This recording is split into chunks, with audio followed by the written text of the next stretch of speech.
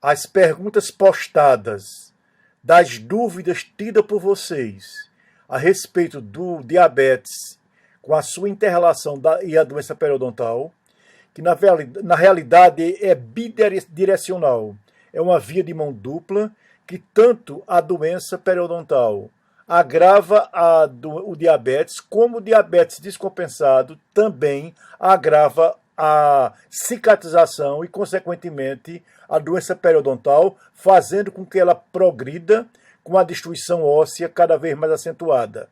Isso se dá porque há a liberação das citocinas inflamatórias, ou seja, dos fatores de glicosilação avançada, fatores inflamatórios chamados de AGE, que faz com que os receptores da AGE, o RAG, libere essas citocinas. Essas citocinas são, entre elas, o fator de necrose tumoral e também a interleucina beta, interleucina 6. Esses fatores aumentam a permeabilidade vascular, a criação de trombos, dificultando a vascularização a nível de periodonto e, consequentemente, impedindo o aporte de oxigênios e de neutrófilos e macrófagos que iriam debelar essa inflamação. Iriam ajudar a recuperação tecidual. Então, a recuperação tecidual está prejudicada, consequentemente, há um avanço da doença periodontal. Estudos mostram que, uma vez se cuidando da doença periodontal, diminui-se o nível da hemoglobina glicosilada, ou seja, hemoglobina A1C, e, consequentemente, diminuindo esse nível, melhora a condição do diabetes e, consequentemente, melhora também da doença periodontal. Então, é uma via de mão dupla e que tem que trabalhar em conjunto toda a equipe de saúde. Não só o dentista, mas também o médico e os outros profissionais de saúde, enfermeira, etc. É importante lembrar também que essas AGEs, elas são liberadas na inflamação, como também existe a AGE exógena, que são assimiladas pelo organismo, por exemplo, nas frituras, nas carnes grelhadas, no fumo. Por isso é que os diabéticos têm que ter cuidado na sua dieta. Agravando a doença periodontal instalada, uma dieta inadequada, mostrando, fazendo com que o organismo ingira esses AGEs exógenos, que vai se somar aos AGEs aumentados e liberados pela doença periodontal e pela infecção, agravando a situação da doença periodontal e agravando também o processo de diabetes. Um dos problemas também perguntado pelos alunos que comentaram no vídeo, foi a respeito da importância da dieta. Eu vou voltar a dizer a vocês que o diabetes é um conjunto de síndromes, de doenças metabólicas, nas quais as mais comuns são o tipo 1, que era considerado diabetes juvenil, mas hoje em dia existe 15 a 20% dos casos que surgem depois dos 30 anos. Então é melhor caracterizar o diabetes tipo 1 como a destruição das células pancreáticas, levando a uma incapacidade inicialmente relativa e depois absoluta na produção de insulina. Enquanto o diabetes tipo 2, ele se caracteriza pela deficiência dos receptores da insulina, que fazem com que a glicose não adentre na célula para realizar as suas funções metabólicas, funções de respiração celular, função de produção de energia e mantém os níveis aumentados no sangue. Essa hiperglicemia, ela traz uma série de efeitos danosos ao organismo. Um deles, o rim.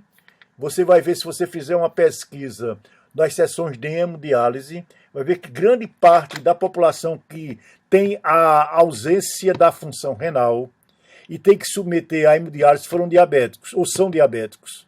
Ou seja, o diabetes ele vai forçar a filtração renal, porque normalmente nosso rim é capaz de filtrar sem problemas até 250 miligramas de glicose por decilitro. Quando isso aumenta, e aumenta muito no diabetes descompensado, há um excesso de carga a nível de glomérulo e néfron, fazendo com que as células renais elas entrem em insuficiência e incapacidade. Outra coisa, as alterações vasculares periféricas, que é uma das complicações graves do diabetes, vai fazer com que haja uma grande dificuldade na cicatrização. A destruição também do sistema nervoso periférico vai levar a uma insensibilidade que pode levar à amputação, principalmente em membros inferiores. Quando as alterações neuropáticas e vasculares acontecem na retina, pode levar a uma retinopatia diabética. Então nós temos a nefropatia diabética, nós temos a retinopatia diabética, e dependendo do nível de descompensação do nível glicêmico, pode levar a uma acidose, que é a liberação de produtos como cetonas na corrente circulatória. Essas cetonas causam uma cetoacidose diabética que pode levar ao coma e à morte. É preciso que haja, como o diabetes é uma doença de predisposição hereditária e ambiental, onde os genes que são ativados, eles dependem de uma dieta inadequada, ou seja, uma dieta adequada, uma dieta com a pouca ingesta de carboidratos, e a presença de exercícios físicos, a diminuição do estresse, a diminuição do fumo, tudo isso faz com que, mesmo que a pessoa tenha uma predisposição genética para o diabetes não se desenvolva, e a pessoa pode viver toda a sua vida sem desenvolver um diabetes, desde que mantenha esses cuidados. Uma vez o diabetes instalado, é fundamental que esses cuidados sejam efetivados. Ou seja, uma dieta adequada, pouco rica em carboidratos, em lipídios, em alimentos grelhados e frituras, porque eu falei a vocês inicialmente que esses alimentos levam a uma liberação, a uma absorção exógena de AGEs, consequentemente comprometendo a função vascular, a função periférica. E outra coisa também, o fumo, ele, além de ser hiperglicemiante, ele também faz com que os AGEs exógenos sejam absorvidos. O exercício físico regular, aeróbico, faz com que haja um metabolismo dos lipídios e glicídios adequado para a não instalação de uma complicação diabética. A ausência de estresse, enfim, são alguns cuidados que têm que ser efetivados. O diabetes até o nível glicêmico de 200 mg por decilitro é considerado pequeno risco, e o dentista pode atuar nele tranquilamente, mesmo procedimento invasivo, tendo cuidado de fazer uma profilaxia antibiótica. No caso do diabetes, além do diabetes da doença periodontal, além da profilaxia antibiótica, pode haver necessidade de uma terapêutica com tetraciclina via tópica ou mesmo oral para ajudar na recuperação desse periodonto que está agredido. Uma das perguntas do pessoal do primeiro período prendeu-se às células alfa, beta, delta, A, B, C e D. As células A e B, ou as células betas pancreáticas que fabricam a insulina, e as células A que fabricam o glucagon, parece que não houve muito problema. O problema foi nas células C, que secretam a somatostatina, e as células D, que secretam um peptídeo. Esse peptídeo ele é muito pouco ainda estudado.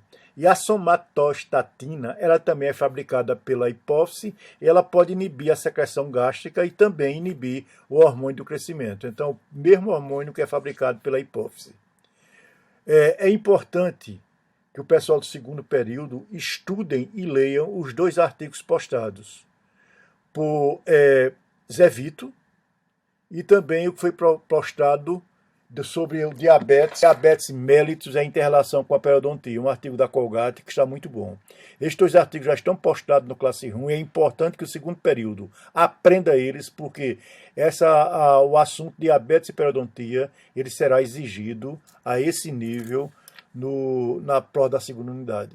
Vamos agora prestar atenção uma das dúvidas levantada por um aluno que postou questionando a respeito do transplante de pâncreas.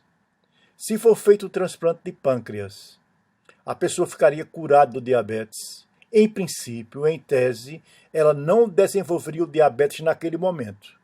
Mas nós temos que ter em mente que nós temos 60 trilhões de células. Cada célula nós temos 3 bilhões de genes. Apenas 5 a 10% dos nossos genes são ativados. 90 a 95% dos genes não são inativos. Ou seja, esse gene pode ser ativado, essa predisposição genética ela existe e pode ser a qualquer momento ativada, desde que os fatores ambientais continuem. Dieta inadequada, falta de exercício físico, fumo, álcool, estresse, pode desenvolver o diabetes naquelas pessoas transplantadas. Ele pode ativar os genes que ele tem de diabetes, desde que haja condições favoráveis. Então, é a mesma coisa do transplante de fígado. O transplante de fígado, a pessoa ficaria com o fígado normal. Se ele continua com o mesmo hábito deletério, bebida, ele voltará a cirrosar de novo esse fígado. Então, apenas o transplante de um órgão são, se a pessoa mantiver os cuidados, ela pode viver muito tempo. Pode viver com o rim, pode viver com o pâncreas, pode viver com o pulmão, pode viver com o fígado normalmente. Agora, se os hábitos deletérios continuam, os fatores, as doenças podem voltar a surgir. É importante que o pessoal do primeiro período veja a importância também do pâncreas no sistema digestivo, que vai ser a nossa segunda aula essa semana, dia 19 de outubro. O sistema digestivo, ele é composto da boca, esôfago, estômago, intestino delgado, que é o duodeno, o jejum, o íleo, colo ascendente, colo transverso, colo descendente, colo sigmoide reto. Nós vamos ter na boca as glândulas salivares, que são glândulas anexas ao sistema digestivo e vão fornecer a saliva importante para o bolo alimentar, e aí já começa a degradação dos alimentos. O que é degradar um alimento? Você degrada o alimento quando você desdobra ele em unidades menores, que vai permitir com que o intestino ou o estômago absorva esse alimento. Então, já na boca, começa a amilase salivar e a lipase salivar, desdobrando amidos, que são açúcares, e lipídios. Passando pelo estômago, vai haver a transformação desse bolo alimentar em quimo. Posteriormente, esse quimo, em porções pequenas, passa pelo esfíncter pilórico e cai no duodeno. É no duodeno que ocorre a maior parte da digestão. A maior parte em que os alimentos são absorvidos. Além das secreções intestinais, nós vamos ter o concurso da secreção pancreática. Então, a porção exócrina do pâncreas, e aqui eu volto a lembrar o pâncreas, na sua função exócrina, ele fabrica o suco pancreático, que ele é rico em enzimas que vão fazer a digestão. Então, ele vai ter tripsina, quimotripsina, que vão desdobrar as proteínas, e ele vai ter a lipase pancreática, que vai desdobrar as gorduras. Tudo isso aí acontece a nível de duodeno e depois continua no jejum, no íleo e no intestino grosso. Então, esse processo de digestão é o processo em que os alimentos ingeridos, por um processo de metabolismo, eles são degradados, desdobrados e absorvidos, principalmente a nível das microvilosidades do intestino delgado. Lembrando que outras glândulas anexas ao sistema digestivo é o fígado, que vai detoxificar os alimentos, e o pâncreas, que vai fornecer o suco pancreático. É bom que vocês dêem uma estudada nisso, porque isso vai ser uma ação e um assunto que vai cair na segunda unidade. Postem nesse vídeo dúvidas. Eu colocarei no Classroom daqui para quarta-feira as questões sobre o sistema digestivo. A respeito do sistema endócrino, nós falamos na hipófise.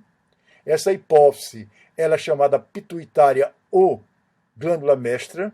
Está localizada numa depressão do osso esfenóide chamada de sela turca. Ela tem três partes, lobo anterior, médio e posterior.